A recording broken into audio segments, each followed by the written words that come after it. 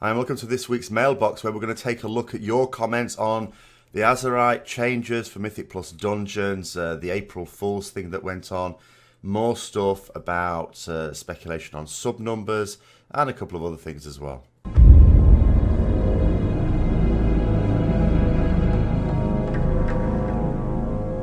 Right, so let's see if I can get through this without having loads of coughing fits. I'm going to have to edit out.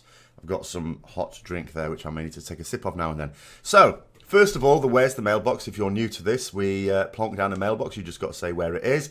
I ran out of sort of proper mailboxes, so someone came up with a very cunning idea of just dropping an engineer's mailbox. So it's always has to be on this character now. Quite a lot of people got this one. This was good, I thought. So it was indeed the path from Badlands to Searing Gorge. This is how, back in Vanilla, I first had to get into Searing Gorge. I remember in Loch Medan, there's basically, if you're not on Lions Play, you may not know this, there's a tunnel. Well, you may not know it if you played more recently as well, because you don't care, you just fly over to it. But there's a tunnel from Loch Medan into Searing Gorge, but there's a gate there for which you need a key. Or you did need a key, you probably don't anymore, because they did away with the keys.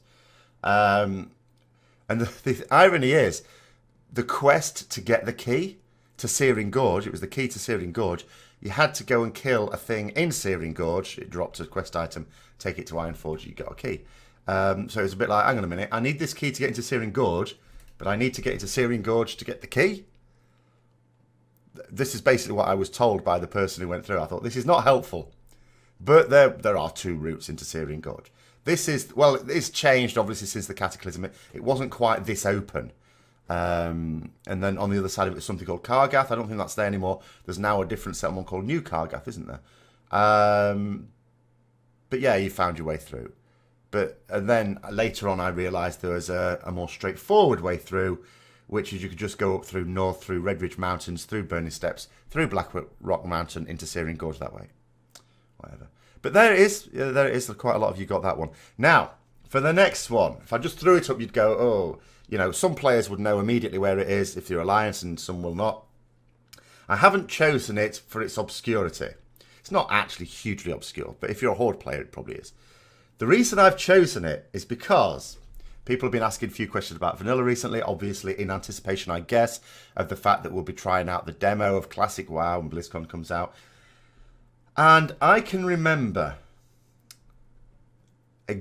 roughly where, but exactly under what circumstances I died for the very first time in World of Warcraft. May 2005, but I can remember when I first died. And the rough spot where I died is indeed the subject of this week's Where's the Mailbox? So you just need to say where it is. Obviously start off with the zone. The zone should be fairly straightforward, but then which locale roughly is it? Just describe where it is. Don't need coordinate. I'm not messing about with coordinates. Just where is it? It has a place name, this one, so this one's quite easy to do, relatively speaking, if you recognise it, which you may not. Right then, so let's get on to some actual things. Well, first of all, before getting to the ones proper, so you may remember from, well, really a couple of weeks ago and last week as well, I did an update on it. So a couple of weeks ago, I was mentioning the fact that I can't get rid of NPC nameplates when I get rid of the UI to take things. Some eagle-eyed people may see an NPC nameplate in the background on this image, for example. And I was bemoaning the fact that there used to be an add-on that would get rid of it. And then people tried to be helpful by saying, oh, you can just turn it off in the interface options. Yes. And I had to say, I am aware that there are options to turn it off. It just doesn't work. And I tried to highlight this. And as I did, I took a screenshot. And then someone suggested an add-on. So I took off all my add-ons. And then I noticed there was an extra thing there. Because LVUI sometimes does this. It hides interface options. Because you're supposed to access it through the LVUI thing. The personal resource monitor is a classic example. You can't turn it off if you have LVUI active. So you have to disable LVUI, or find it in LVUI, I don't know. But the quickest way is to disable LVUI, and then disable it in the interface options, then put LVUI back on. So there was this button that just said hide all these nameplates. So I went back later on, tried that. But that didn't fix it. So it still doesn't, it's just Blizzard trolling me, I suppose. So when I say NPC nameplates off, all of them off, doesn't do it.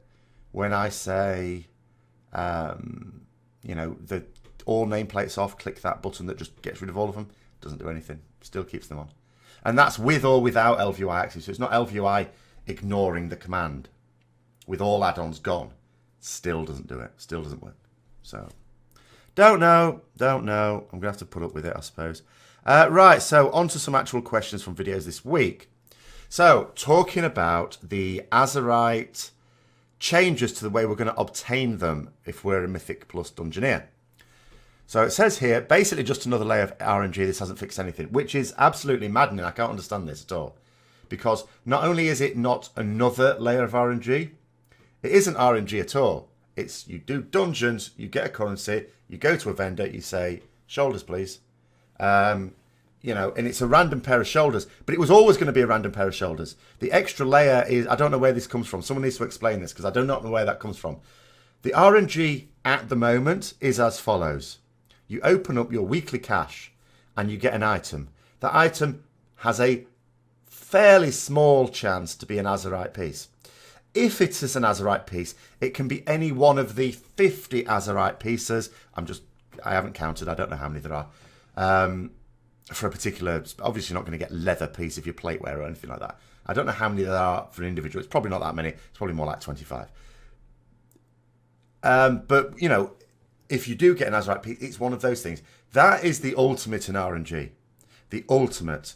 Because there might, in fact, by the laws of statistics, there probably are some people who have done Mythic Plus dungeons every week since they've been out, and therefore opened up a cache every week since it's been available, and still to obtain Azerite gear from dungeons. There inevitably will be, hopefully, a small number of people, but some people still in that boat.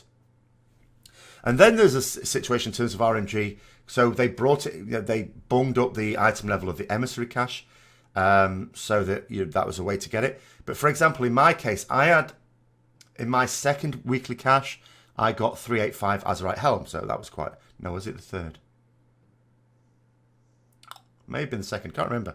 But I got a 385 Helm anyway. And then from Heroic Uldir, the one time I did some bosses in Heroic Uldir, I got a 370 chest. So there I was still stuck on 340 shoulders.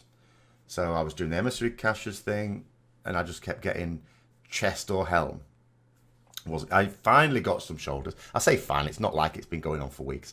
But I did get some shoulders in the end. Now, with this system, I could have just gone with my currency and said, look, do you know what? I've got a 385 helm, that's all right. It may not have my best traits, but it's all right. I've decent traits, they're all right traits. I've got a 370 chest. Okay, I could improve that. But I've got 340 shoulders. Can I have some shoulders, please? That way I would definitely get some 370 shoulders. Sure, okay, the traits may not be great as well. And it's not like item level is king on Azerite gear because the traits are really powerful. But it's certainly not adding a layer of RNG. It is most definitely stripping layers away. And then, of course, the fact that you can actually buy whatever piece you like as well. I saw one person say something. They said a comment about, Balula's still saying it's RNG. To which I had to reply, well, everything in an RPG is RNG. RNG is there everywhere. And I've said this before for people who watch me a while. The problem with RNG is when it is not normalized around a player. When it's normalized around a player, it's fine. No one has an issue with it. When it's not, and what I mean by that is if, like with tier gear was always normalized around a player, some people would get their tier sets in the first week. Some people it'd be a few weeks later. This is assuming you're at least clearing one mode of difficulty every week, a full clear.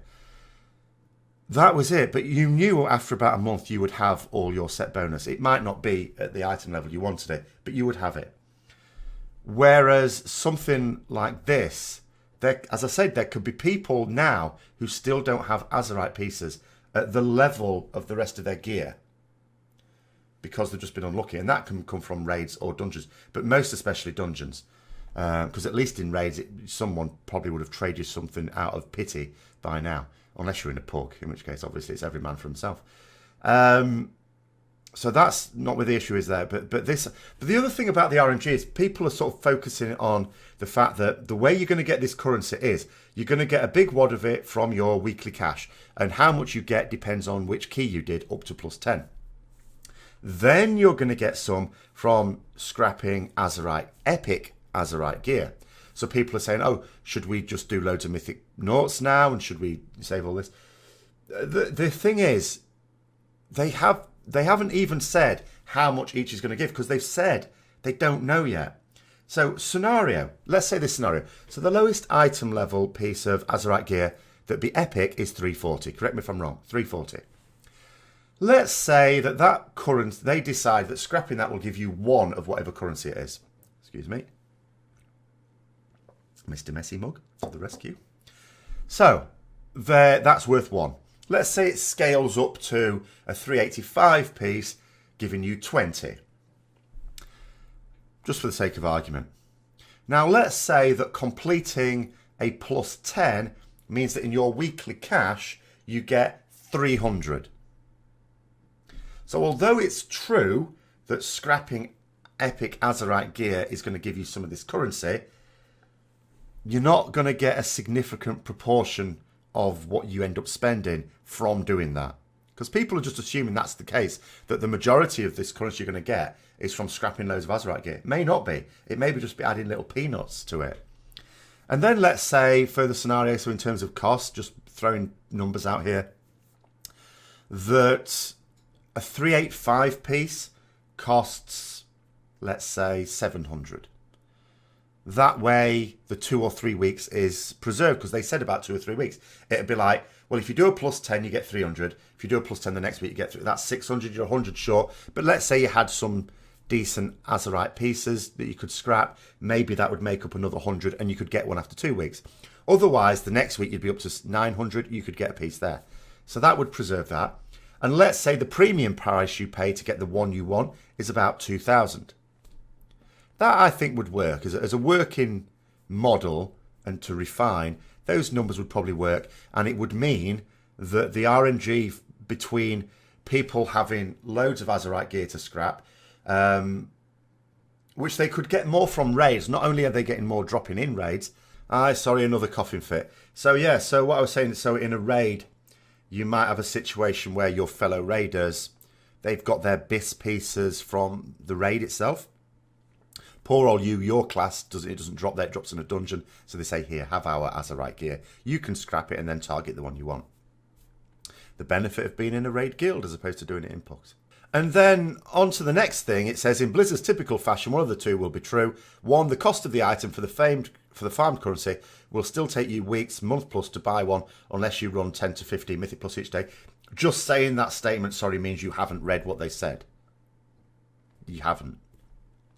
And that says you're going to buy an Azerite armor cache and you'll have to buy 50 to get the one you want. No, you won't. Because it won't cost 50. If you desperately want a particular one, you will just save up. Now, if they use the figures, something like the figures that I talked about, doing a +10, the +10 to 15 is irrelevant. The +15 gets you nothing.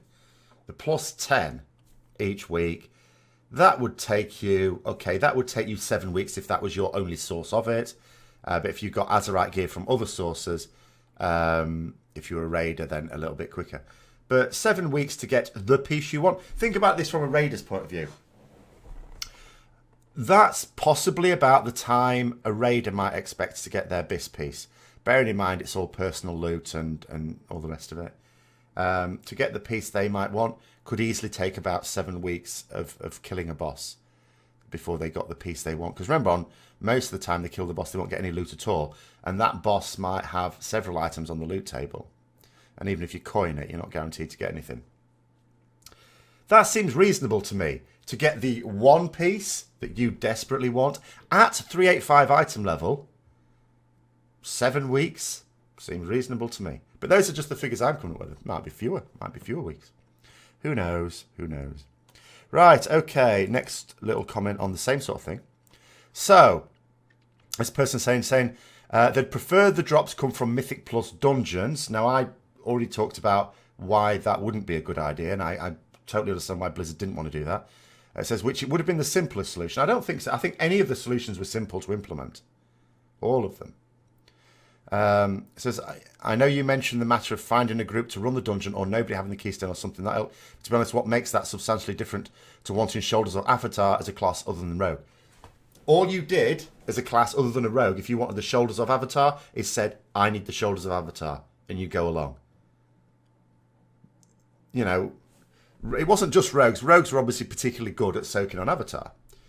But once you'd killed it, all right, if 10 people all say, I want the shoulders of avatar, you don't take all those 10 people if they were 10 classes that aren't great on it. But, well, at the end of the day, you didn't have 10 people sat out anyway. Otherwise, what the hell's going on with your roster? And secondly, 10 people can't all get the shoulders anyway. So what you would do is say, okay, who wants the, which 2 conquerors? Make sure you've got 2 conquerors, 2 vanquishers, 2 protectors. Yes, you might get a triple, but to hell with it. You probably wouldn't. And the ones that would be on highest priority for being given it by the Loot Council, those are the ones that go in. It was that simple. There was no being sat out on avatar in a raiding guild if you were a rogue or if you were a melee that wasn't a rogue or couldn't soak. Because there were other melee that could soak as well. But there was none of that. And if you were in such a guild, then bloody hell fire. What the hell? Because that was ridiculous. All you had to do was say, right, I want, if all the, so it's me as a Conqueror user, if I'd have been out on it, if all of the Conqueror users had the higher priority than me had it, I would just say, I want the shoulders. And in I would go.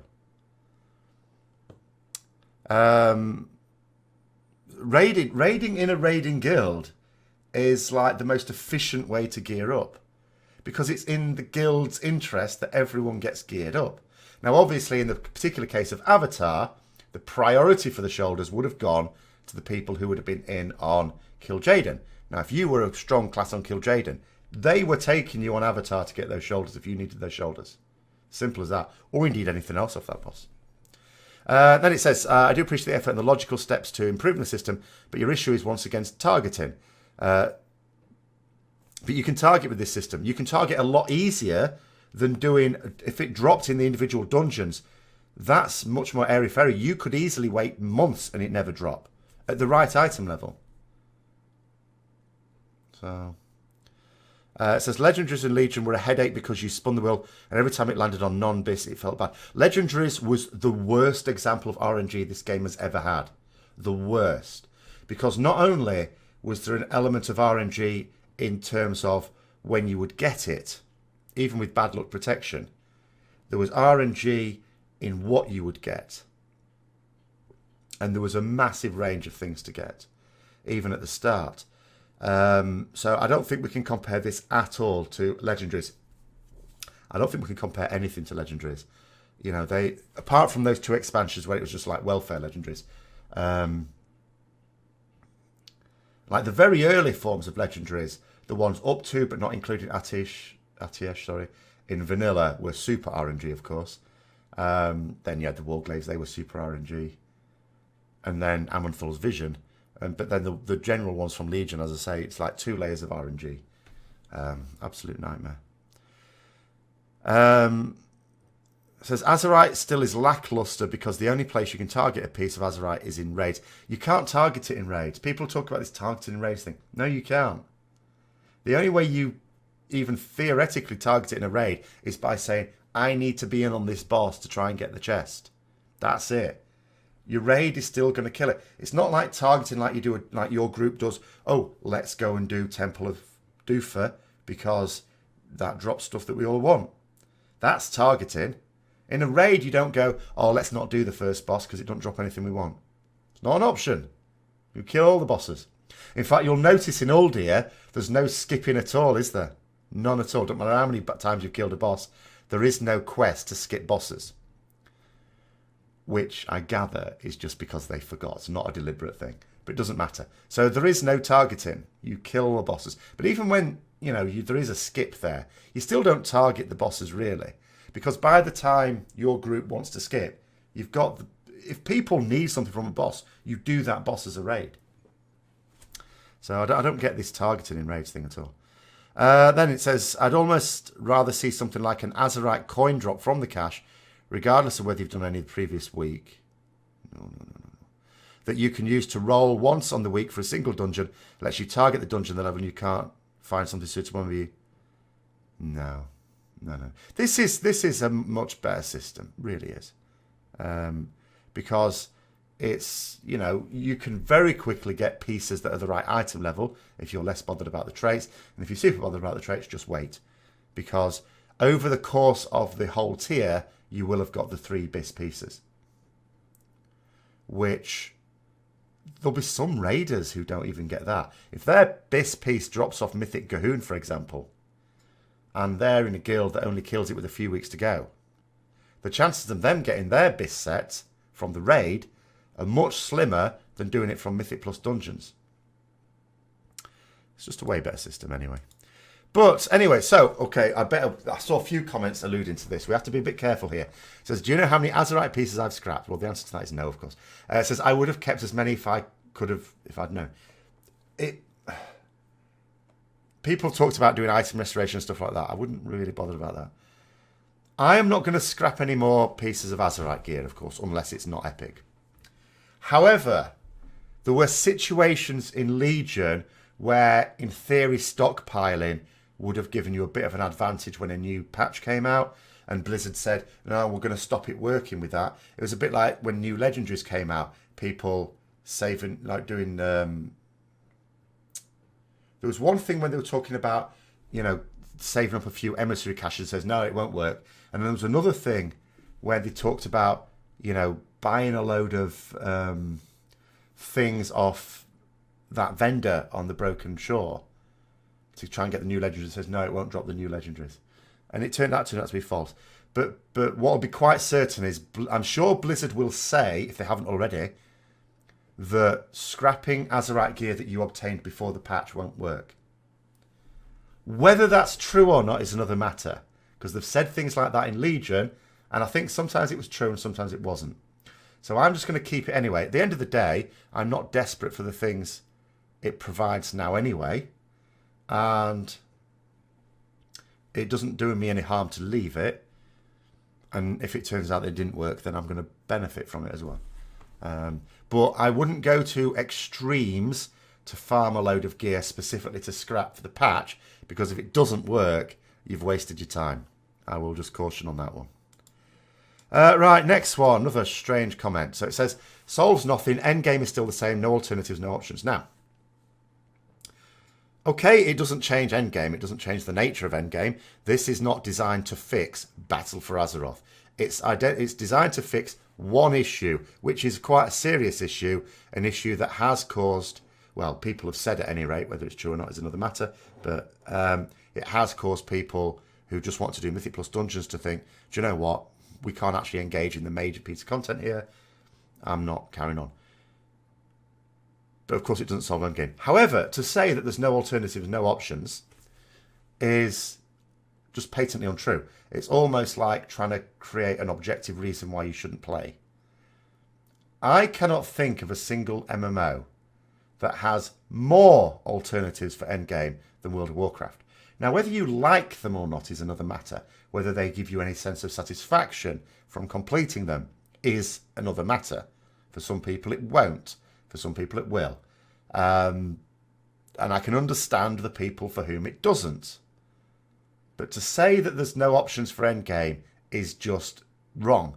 There is no other game that has any form of endgame that WoW doesn't. And WoW generally has more alternatives of each one. You've got 4 different difficulties of the raids. You've got infinite effective difficulties of dungeons. And it's not just ramping up the difficulty each time in terms of adding stats. The fact that they have the affixes is a very clever way of ramping up the difficulty as well in steps, as well as just gradually as you go up the levels. You've got different forms of PvP. Now, of course, I've said before, I do not like the PvP in World of Warcraft. I think it's done better elsewhere. But in terms of strict number of options, then it's the equal of any other and better than most.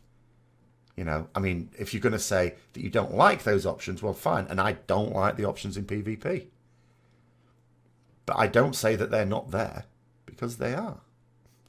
You can even do pet battle dungeons, for goodness sake. Note how I'm now saying pet battle and not petal bat. Okay, I'm getting a little bit better. So yeah, I don't know whether this comment is, as I say, just trying to come up with trying to suggest there's an objective reason why it's bad, but it's not. It's entirely subjective. If you don't enjoy it, you don't enjoy it. I don't enjoy certain aspects of endgame in the game. I think they should be done better. But those options are there. And there are people who do enjoy them. So it's not like they're universally hated. Right, on to time gating. Hang on, I need Mr. Messi again. Says the only thing that was time gated was the quest from Vol'jin. But that was because they wanted everyone to be able to do it at the same time with Raid Finder Gahoon. Other than that, no time gating, just rep locks. Well, that's not true. First of all, rep locks are time gating because you can only obtain so much rep per day. Now, obviously, people who will spend a lot more time doing it will obtain more rep per day. It's not like there's an artificial cap on it, but there is a finite amount you can farm. Remember, back in Wrath and Kata, I think had a similar situation as well. You could endlessly farm rep because you could put the tabard on and go into a dungeon, that sort of thing. Now you can't. There's limited sources of reputation. That is a form of time gating. Now, it also had time gating on content coming out. Again, in earlier expansions, it just came out. The first the first expansion's worth of content was just there at the start. It was like, well, do it in your own time. Now, I'm not saying that system was better. In fact, I actually like the current system. So, not me saying that it's a bad system, but it's still an example of time gating. It's just that this is an example of time gating that I think is good. But it is still time gating.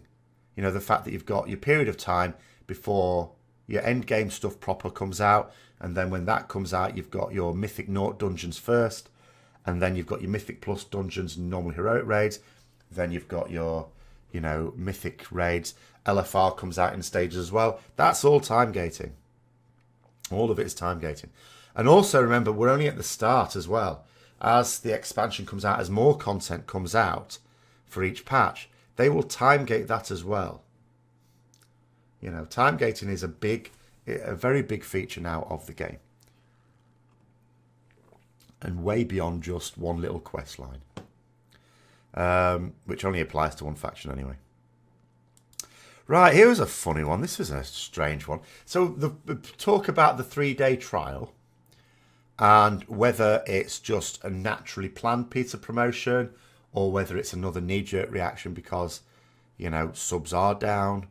But this was odd. Someone said here, that 3-day trial is a joke. A guildie of mine got it yesterday and all he was able to do was run the Siege of Lordaeron. As soon as he finished that and tried to do any BFA content at all, he was told in-game that he needed to purchase BFA to continue. So you don't truly get a 3-day trial. No, that's weird, isn't it? So what they're actually saying is you get 3 days to try out a scenario. Wasn't that scenario pre-BFA anyway? That wasn't the scenario. I can't remember now which bloody scenario goes where. Would Siege of Lordaeron... Because it all ran together, because most of the times I've run these things, of course, has been in the alpha and beta. So I can't actually remember the order of these bloody things now. Did we even do that in BFA? Or was that pre-BFA? In the patch?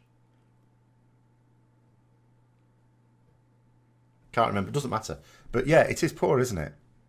That so you're not even getting an actual 3-day trial. That seems weird. I mean, they can do what they want, but it just seems like another... Because imagine this situation. So let's say you decide to give it a go. And you go, all right then, okay, I'll spend this weekend doing it. And you do the Siege of Lordaeron, which takes, what, an hour? And then it says, oh, you can't do anything more. And you think to yourself, hang on a minute. I said I wouldn't go out with my mates tonight because I'm going to try this. You've given me an hour's worth of gameplay, and now you're telling me I can't have any more. That just sounds like a way to piss people off, not get them to buy your expansion. It comes to the Dreadwake as well. Like I've already talked about, I think the Dreadwake is, in theory, a nice idea to get more people to buy the game, but just the way they've done it is poor. If they'd have done it first of all for 3 months rather than 6 months, I think they'd have got a way more take up, more than double, which would have made it more profitable by technicality. But also, instead of saying you have to buy it in one lump, just saying if you have subscribed for the next 3 months, then you get a free Dreadwake mount. And then if someone buys a 3 month in one go, they get it straight away. If they pay 1 month at a time with WoW tokens or whatever other system they use, then once they've basically paid for that 3rd month, then they get the Dreadwake mount. So they get it at the point at which they have basically committed themselves to 3 months of game time. Now, that would have been way better. It'd have got a bigger take-up, because there might have been some people who are thinking, I don't think your game has got 3 months worth of content for me. But, ooh, it's a cool mount. And actually, for the price of 3 months worth, if I play it for a month, let's say, and, I get the mount as well, actually that price is probably worth it. Whereas a 6 month price, I don't think anyone's going to think that's worth it. Unless they intend to play for those 6 months. And if they intend to play for those 6 months, they'll pay for the subscription anyway, even if it's a month at a time, because do you know what? And this is going to come up in another comment. It's a bargain. The subscription fee for World of Warcraft, for the amount of time you can get out of this game, compared to a lot of other hobbies, is a bloody bargain. Right? MMOs are an absolute bargain, I think. It just seems to me that they don't think promotions through. So bizarre. A company that used to be really awesome at marketing. We had Mr. T selling it, for goodness sake. And do we remember, what was it? The 4 Wheels of Fury or something? That advert. I don't even know what it is for. American pickup truck or something. Doesn't matter. It was an awesome advert. What are they doing now? What's up with their marketing department these days? Right, on to the old April Fool's thing. So as many of you would have seen, I'm sure, on Reddit, if you didn't watch my video on it as well, some person pointed out that Blizzard putting stuff on the global cooldown. Now, some people will sort of say, oh, not everything is on the global cooldown. But initially, the plan basically was that it would be. There wasn't very much left off it. They had to take a few more things off it because of a lot of moaning. And someone pointed out that this was actually an April Fool's from 2006. So I went through a video of like 10 things from that same April Fool's listing that they might, just as a joke, just put in. Now, before I come to this comment, I have just had a thought. I've just had a thought. I'm trying to think when it came in now, during the whole alpha beta cycle. I've an idea it was relatively early. I've just thought, when they announced they were going to do this, in fact, when they did it, I'm pretty sure it was definitely, I'm sure it was alpha, not beta. I think it could have been April, I think it could have been about that time. I've just had this mad thought in my head. So imagine, maybe Blizzard's a fantastic place to work. Everyone has fun, It's a bit like, I remember watching a little documentary one time and they're making a Family Guy. And there, in the area with all the writers and stuff, the producers put on this big table. It's just got full of like sweets, or candy as you call it in America. Just full of it, and people can just help themselves to it.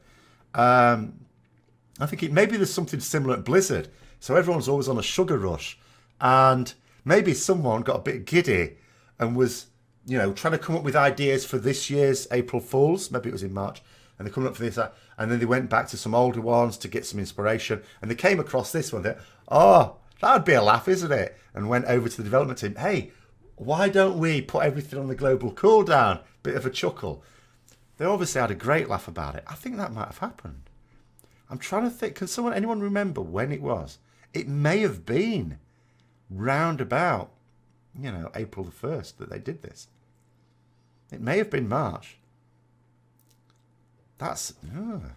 Anyway, let's go on to this one. So it says here, you left out the new underwater raid in the dark, where teams of players have to toss flashlights back and forth to each other or the raid drowns. I don't think that was in that particular April Fool's Day, so it might have been a different one. So I didn't technically leave it out. However, I would say about this one, I think they've done it. I think it's in. Because it doesn't half sound a lot to me like the netball game you have to do either side of Cahoon. You know, tossing the flashlight back and forth. Or the raid rounds, that sounds eerily similar to the netball game. Or whatever else you call it. I just call it a netball game. Anyway, on to the next one. So on to the Dreadwake again. Another little talk about promotion. So it says, quoting me here, can't make any assumptions that was a planned thing because they already made the mount. It says, you're assuming that the mount was made for that promotion. I think the Dreadwake mount looks suspiciously like a possible BlizzCon reward. I personally have doubts that this 6-month promotion was planned at all. It is true, I am assuming that the Dreadwake mount was intended for a similar promotion or for some promotional purpose. I don't accept that it looks suspiciously like a possible BlizzCon reward. I don't know where that would... It might have been, I'm not saying it definitely wasn't, but two things about BlizzCon rewards. First of all, there has only ever, as far as I can remember, once been a flying mount awarded from it.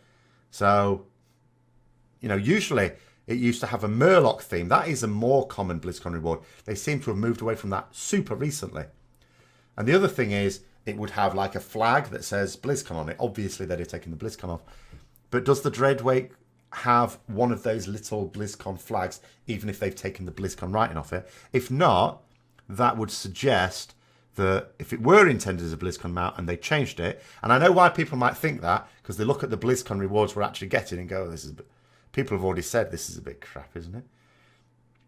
And it's almost like BlizzCon rewards are usually, the digital rewards are usually pretty good, and now we're getting a crap one. It's a bit like, well, maybe we did have a good one and they took it away. I don't think so. I think they've just come up with crap ones this year. But yeah, so if that flag, if there isn't a flag that is similar to the BlizzCon flag that you see on other mounts that have been given away, I would probably suggest, or on the Murloc costume, I would probably suggest, I don't know, I'm not an animator, wouldn't it take a bit more work to get rid of that, to artificially get rid of it? I'd have thought rather than get rid of it, they'd have just put a different design on it and kept it as it is. That would have been an easier thing to do. So if there is no, and obviously I'm not talking about the Jolly Roger, but if there is no, like, I can't really describe it. I should have put up a picture, but I'm not going to, even on editing, I'm not going to do that. But if that, people will know if they've seen it on a BlizzCon mount, that banner, if there's nothing looking suspiciously similar to that, I would suggest it wasn't intended for BlizzCon. However, yes, it's true, we don't know that it was intended for a promotion like this, or indeed any form of promotion.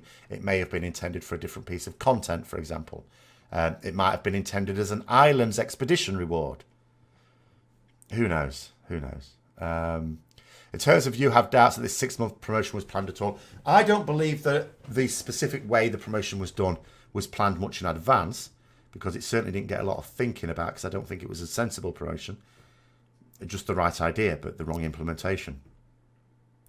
But I'd still suggest it was probably intended for some sort of promotion. But yes, it's an assumption. I don't know that. Next one.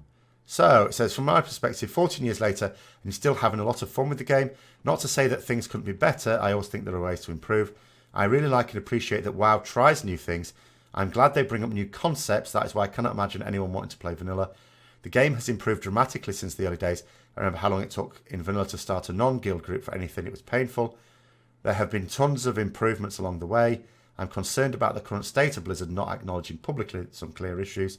But in the end, you're confident that they will continue to make improvements and the game will be better in the future. And I hope they keep trying new things, even though some will fail.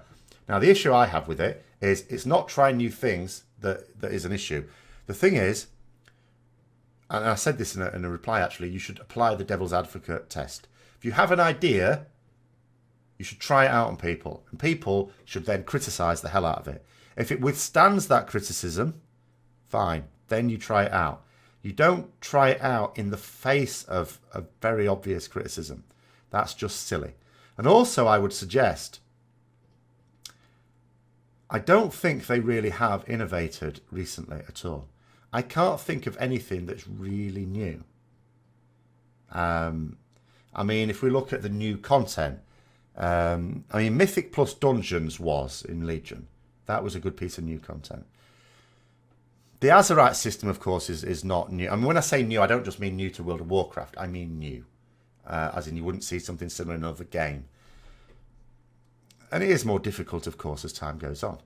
I don't see anything new in Warfronts. I don't see anything new in Island Expeditions. All right, they're trying out this smart NPC thing, but it's not really smart. It's smarter than other NPCs. Again, not terribly new either when you could look at other games. I don't really see innovation in the game, in BFA. That's the issue. If they were doing something innovative, and unless it received feedback, like very clear feedback that it's not going to work, I would certainly be willing to let them try it out, and if it didn't quite work, fine. But I just don't see them doing that at all. Next one, it says, the money is good value. Well, I said the game is good value, actually, but I know what they mean. It says, with 3 subs, you are paying $45 a month. No, I'm not. I can't help how much it costs in America. It sounds to me like if it's costing $15 per subscription per month, that you're paying more than we do in Europe. Or maybe you're just paying it each month instead of, like I do it on a 3-month cycle. So a little bit cheaper. It works out for me, it's about $36 a month for the 3 accounts. But we'll not split hairs. The point is that what they're saying is, it says that is new game territory, and I'm sorry, but Blizzard is not putting new game level effort every month. How can you possibly justify this other than money means nothing to you? It is way cheaper than any other hobby I can possibly have. Way, way cheaper. There is no hobby like it. You know, think about hobbies that I do or have done. Warhammer at the moment, I can easily paint 150 quid's worth of models, you know, a month, because I'm a quick painter, I'm very lazy. And that doesn't include the cost of materials I'll need, paints, brushes, you know, other bits and pieces, rule books and stuff like that, scenery, and that's, you know, over $200 worth of stuff. I could, even if I think back to my sporting days, in terms of kit and travel and subs and things like that, it would cost me more than the equivalent of $36 a month when I used to play sports. Whatever I did, whether it was judo, you know, rugby, badminton, whatever it was, that cost me more as well. You can argue it would have done me more good staying doing that, but nonetheless, it would have cost more. So in terms of even the time I spend, which is way less, I mean, there was no argument that before summer, the amount of time I was spending on World of Warcraft is easily worth it. Easily. I mean, something like that, I can easily spend just going out to the pub. If I went out to the pub on a Friday night, I could easily spend that. That's just one day in the whole month. So when I consider the amount of time I spend even now, of course it's worth it. Now, if someone doesn't think it's worth it, that's fair enough. But I absolutely think it's worth it. Even though there are things... I mean, the criticisms I have are that it used to be even better value. But just because something becomes not as good value as you expected, doesn't mean to say it's not of good value. Next one. Subs loss. So it says, Blizzard's reaction to the current community outrage and the posting of these sub numbers feels like very much like a chicken and egg problem to me, which I never liked that phrase because the egg came first. Whether Blizzard is responding in a panic to a legitimate and serious drop in subscriber counts, or someone is creating fake news showing a drop in subscriber count in response to the community outrage is impossible to tell without Blizzard confirming one way or another. Now, I don't think it's fake news. Fake news would suggest deliberate. And it also has to be bear in mind that WeCore, as the guys who inferred the information, they themselves said that it wasn't proof. They weren't saying, oh, we found this thing. They just basically said, look, we got this data. This data got leaked. We used it to try and work out how many active subs there seems to be. They themselves acknowledged that it may not be accurate. Now, I'll tell you what I personally think about it, but this is just me thinking about it. I've obviously got no proof either. I think that the figure is inaccurate, but I also think there has been a spectacular drop in profitability, and because we were told that the number of units the game itself sold, that can't have hit the profits. So it can only be, as far as I can tell, subs. Now, there are other sources of revenue in there as well. I'm going to talk about that in another one. But so I do believe that subs dropped. But let's put it this way. I think that inference suggested something like, what was it, 1.8 million subs. Now, let's say it dropped. Let's say it was about, in reality, 2.4 million. So that would mean that 1.8 million is way out. But even the 2.4 million would represent a very poor figure by their standards, and therefore something to panic about. The reason why I think this is not because I'm trying to jump on the bandwagon that people have been jumping on for years of, oh, it's losing subs by, because people have, ever since they stopped posting the sub numbers, people have been saying, oh, it's clear, it's quite clear the subs are just dropping and dropping, and that's why they're not posting their sub numbers. Now, that's not the reason why they weren't posting the sub numbers. The reason why they stopped posting the sub numbers, I am sure, is one, they didn't have to, and two, they got beaten up every time about it, even when it was stable, because people would keep saying, not as good as in Wrath, was it? You know, it's a bit like, you know, they were being judged all the time on the peak popularity of their game. And games always work like this. Games don't have massive longevity. This game has lasted, you know, beyond all expectations, really. Even if it does still have 1.8 million subscribers, which by the standards of WoW is really bad, by the standards of a game that's been out for as long as it has, is amazing. But nonetheless, if they banked on more money being made than is being made, that's a reason to panic, because that causes investors to panic. And because investors like to, you know, obviously they like to know a rough idea of how much a return they're going to get for their investment. And if Blizzard are not able to accurately predict it within reasonable tolerance, then that's a worry. And the reason I think that, and I've said this before, is because they've fallen over backwards to say things to us. They're not really engaging, I would still say, but they're saying lots of things. All these Q&As in different formats, all these announcements, which were not the normal way of doing things, when during the alpha beta process we got nothing. Like, it was noticeable how little we got. Now, okay, in previous expansions, sometimes when they discuss things, we might not have felt that they were taking us seriously, but they still discussed them. They discussed the major issues. This time they didn't even do that. So they've gone from no communication to loads of, I mean, it's not two-way communication, but loads of communication at least. It just seems to me that something has caused that. And this was happening before this so-called leak as well. So I don't think it's true. I don't think it's attached to this at all. And it says, one thing we can say for sure is that every year that passes is 1 year close to the end of World of Warcraft. Well, exactly. And this is what I say to people when they have their birthdays. I say, congratulations, you're another year close to death. Just to cheer them up. Whatever form that may take. In the meantime, I intend to enjoy the content that I can and have time for, regardless of what the community at large believes. Well, quite.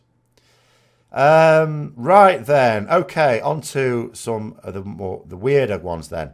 First of all, this was almost in the idiot's corner. Someone thinks they can out-maths me. Really? Seriously? So it says here, you are dead wrong about subscription not being the main revenue. Quick math. Well, I didn't say that for a start. What I said was that number of subscribers is not proportional to profitability. Anyway, it says, quick maths for you, mate. Which you forgot to put a comma in, but I'm not going to pick on that. I will pick on the maths. 10 million subs equals $150 million. No, it doesn't. As I've already alluded to this video, no, it doesn't. In America, you may pay $15 a month for a sub, but I'd be surprised if you're actually paying $15. I'm guessing that's the amount you pay if you pay per every month, just once a month, instead of getting the 3-month deal or the 6-month deal. But I certainly don't pay that. I'm not saying it's half of it or anything silly like that, but I don't pay that much. I pay, it's the equivalent of like $12 that I pay. It says, now, how much would 2 million subs need to spend monthly outside the monthly sub to match the 10 million sub? Which, bear in mind, also doesn't exist, because that's the first thing. doesn't have 10 million subs. And it hasn't had 10 million subs for like a decade. So, you know, where's this 10 million come from? It doesn't actually have that much. So it says, yeah, 5 times more. In other words, every month, those 2 million people would need to spend $75 each month to bring the same revenue as 10 million players paying $15. But here's the thing. There aren't 10 million players, and there never were 10 million players paying $15 a month. So that's the first thing that's straight away wrong. Second thing is that they're thinking, it's because they're thinking themselves in terms of just subs. No, we don't rely on subs. WoW tokens, remember, every time someone buys a WoW token with real money, that is worth 2 subs. And bear in mind, that same person will also be paying for their own sub. So every person that buys a WoW token is that month paying for 3 subs. So that one subscriber is worth 3 subscribers in terms of profitability. And there's a lot of people buying those tokens. Then there's a huge range of other things people buy. People buy services on the online store. There's a whole range of merchandise now that really didn't exist to the same extent back when there were 10 million subs. The fact is, we don't know how many subs there are now. We don't know how many subs there were 6 months ago. What we do know is how, or we can look up, I don't know off the top of my head, we can look up how much money it's making, because they don't have to post their sub numbers, they do have to post their profit reports, and we can see that the game now is making massive amounts of profit. Even given the fewer number of subs it clearly has, whatever it happens to be. So see how wrong you are? No, I'm not wrong. And you are going to have to, you are not going to outmath me. Because I don't use particularly complicated maths when I use maths to prove something anyway in these videos. So you have 0 chance of outmathsing me. But I'm going to let you off on the Idiot's Corner tag this week because, you know, I don't like to pick on people that would be silly enough to outmaths me. Or attempt to. Right, this was another weird one. This is weird for 2 reasons. First of all, it's got a link there to a YouTube video. Now, usually, even though it's on YouTube and it's to a YouTube video, usually, or it used to be the case, maybe they've changed it now, that anyone put a link in, certainly if it'd been an external link, I'm sure it would have been, it usually goes into the spam bin, which I, by the way, don't check. So that if there's people ever making comments and it doesn't appear there, I'm not getting rid of comments. There's 2 bins it can go in. One can be doubtful content if you've sworn or something like that. And 2 can be like spam. I get so many comments a lot of the time. I struggle to read all the comments. I don't have time to go through the bin. So this one wasn't in the bin. So it's like, well, that was weird. And then it says, I just want you to see this post that another streamer showed. Give it a gander, please, and tell me your thoughts on it. So another streamer showed. So here's me thinking at first, oh, this is someone just trying to do a bit of self-promotion. I thought I'll click it anyway. Because I was so surprised that a link appears in the normal comments. I thought, oh, I'll have to click on it. Do you know who this another streamer was? It's bloody Asmongold. I mean, who calls Asmongold another streamer? It's like calling the Prime Minister or the President of your country some politician. What the hell? But anyway, so what the video was on, it was talking with McConnell about, they were talking about a post somewhere or other that was comparing, you know, the way questing is done now, very rigid theme park, or walled garden as they called it, didn't they? With how it used to be. And they were sort of saying, yeah, this is how it is. The problem was they seemed to be holding up rather than... All I will say on it, I don't do reaction videos or anything like that. You know, other people do those, that's fine. I don't do those. All I will say on it in terms of what I would disagree with, and I didn't watch the whole thing either, but what I would disagree with is where they were holding up Wrath of the Lich King to be this ideal. And I think there's potentially a couple of reasons why people traditionally do that. One is there's an awful lot of Wrath babies, but that doesn't apply to everyone. But secondly, it's like Wrath was the time when it had the maximum number of subs. And here's the thing. A lot of people like to... When people are trying to argue why a current system is not good, a lot of people... I'm trying to not sound bitchy here, but just to make it nice and plain, a lot of people lack the debating skills to present their argument properly. So they like to come up with some objective evidence for their subjective opinion. And Wrath had the most number of subs. So what they like to say is, oh, the reason why there's so few subs now is because of this system. If you'd have done it like it was in Wrath, you'd still have 12 million subs, which is a load of shit, of course. So I think that's why they do it. But what they were trying to argue with is they said, oh, you know, when with World of Warcraft, you were said, here's the world, go and explore. Which was true, and now it's very rigid. They're taking you through these set stories. And they said there's a positive side to it. They said that allows them to tell a richer story, but it has to lead you through it. Now, it was true during Vanilla. Vanilla really was about exploration. For example, by the time I was level 30, I had quested in the following zones. Obviously not spending a great deal of time in any of them because there were so many zones. Right, as a human, obviously Elwyn Forest, Westfall, Duskwood, but also Dunmorrow, Wetlands, South Shore area, where's that? Hillsbrad, Foothills, when we still had South Shore in the Alliance. Paladin Epic, the Paladin quests, I mean, that's what sent me in a lot of places, you know. And then there were other zones in Kalimdor as well I went to. So, what's it called? Darkshore, Ashen Vale, I'd quested in as well.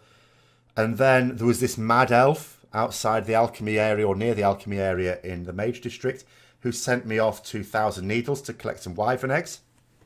So then, and it was a relatively low level in my 20s, I had to go through Dustwallow Marsh where there was spiders. I couldn't see what level they were. They just had a big old skull where their level should be. So I knew to stay the hell away from them.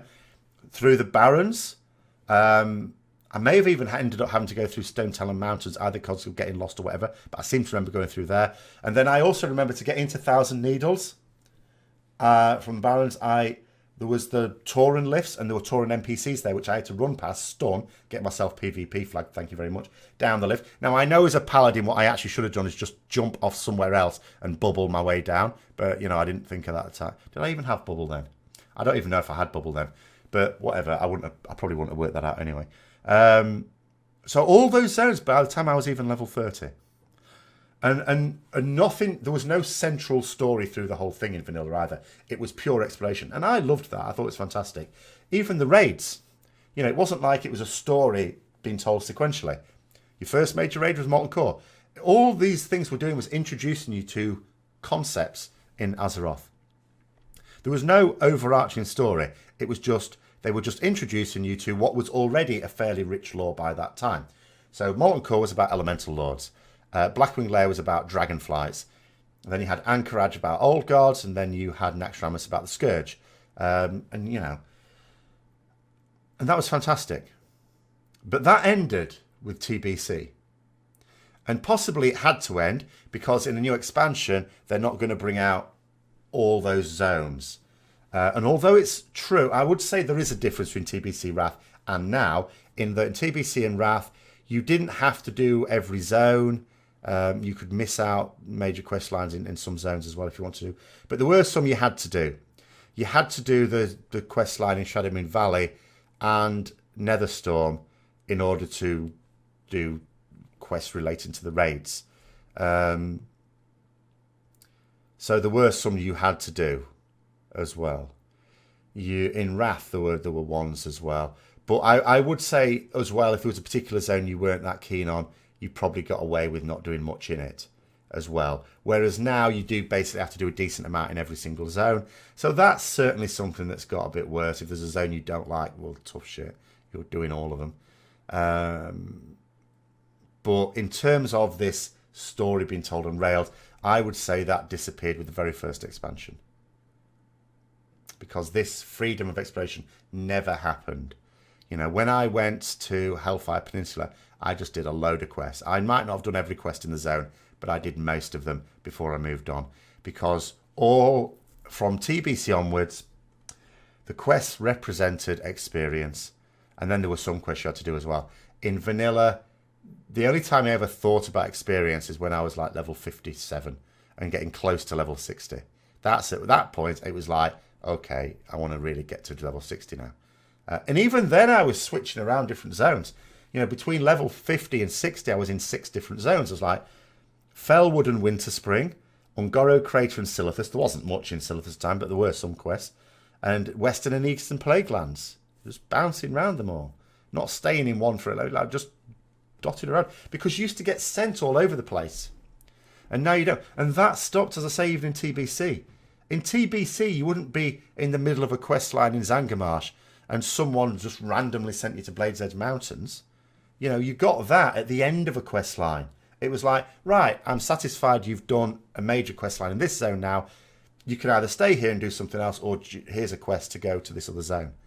You know, you wouldn't suddenly randomly come across a guy saying, oh, do you want to go here? That didn't happen. And I miss that. I do miss that. I like that when I see that in games, which just totally sidetracks you. Now they don't, and they didn't from TBC. They even then didn't sidetrack you. They wanted you to finish a major quest line. Then they would give you ideas. Now, of course, it didn't stop you just randomly wandering off and exploring, but they didn't encourage it from that point on. So yeah, I don't hold up the Wrath to be the ideal of that. And I think the reason people do is because it allows people to pretend that they're right because, oh, well, when in Wrath you had the most number of subs. Because they don't feel confident in their own arguments to argue their own case without having to point to a completely arbitrary number. Right, okay, now, there's a Science Corner one here. But this is like the easiest Science Corner ever. It's not even World of Warcraft related, but it's so easy, I thought I'll just do it quickly. It says, I have a science question for the Mailbox show. I was wondering if antimatter really is real. Why do we not see galaxies in the universe made up of antimatter? Or are there galaxies out there that are made up of antimatter and maybe you've just not heard of them? Well, possibly. But the real reason is, it's quite simple, that there isn't an equal amount of matter and antimatter in the universe. The universe, in the Big Bang, was not a symmetrical explosion. There was far more matter than antimatter. So it's essentially a matter universe. It's quite simple. If it was an equal amount, then yes, you would expect basically nothing to be that stable. But it wasn't. So an awful lot of matter would have annihilated with an awful lot of antimatter. Obviously, antimatter still keeps being produced. Matter, antimatter particles come out of energy. But ultimately, it's just because there's way more matter than antimatter in the universe. Now, whether there are regions of the universe which are largely antimatter, who knows? That's possible. And just not been observed yet. Right, onto the dictionary. Just a quick one. This isn't a particular one. I was thinking of sticking some comments on here. There's been more than one person this week. You tried to use the word hyperbole and getting it wrong. Try and use words correctly, please. But no, this is just a general one. It says, I would watch you, because this was after the Elite situation last week. So I would watch a YouTube series on proper English pronunciations. Thing is, there is no such thing. I've said this before. There is no such thing. The thing about, like in America, a lot of pronunciations might be quite common. People keep saying, oh, there's differences between here and here. Well, maybe there are. But there's not that many differences for the size of the country and the population. And the reason for that is probably because America developed during the Industrial Revolution. Same as Canada, same as Australia, same as other English-speaking countries.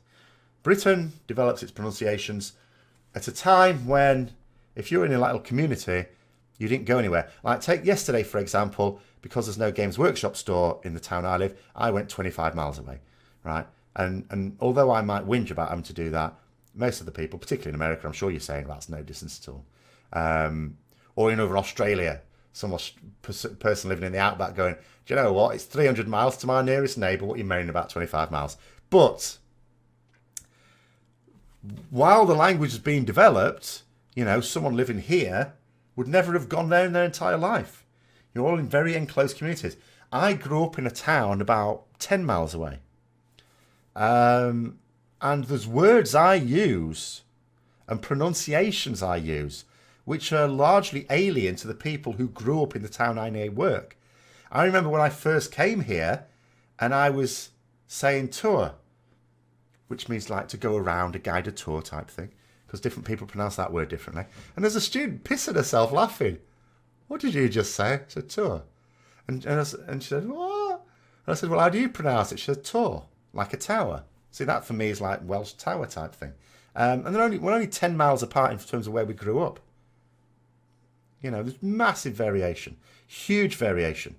The thing about the dictionary is it doesn't tell you how to pronounce it. It doesn't say this is the proper way of pronouncing it. What it just tells you is it's the most common way to pronounce it. And the fact, by the way, that all you lot are saying you've never heard anyone say it, I've worked it out now why that might be and you're not trolling me. I still think you're trolling me because it's clearly shown in the dictionary that it's the most common way of doing it.